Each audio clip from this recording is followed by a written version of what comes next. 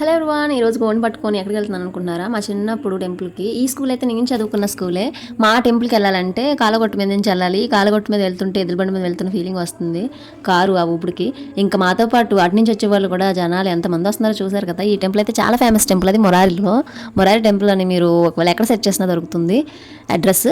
ఒకవేళ మీరు ఎప్పుడైనా రాలేదంటే కనుక ఒకసారి విజిట్ చేయండి. చాలా పవర్ఫుల్ గాడ్ ఇక్కడ దుర్గామాత. ఇంకా మా పిల్లలైతే రాగానే ఇంకా బొమ్మల మీద పడ్డారు.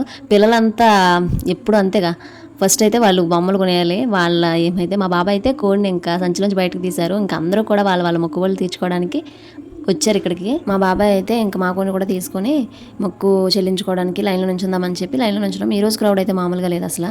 ఇంకా కోడిని అయితే నాకు ఇచ్చారు. ఇంకా ఈ రోజు అయితే చాలా మంది వచ్చేసారు.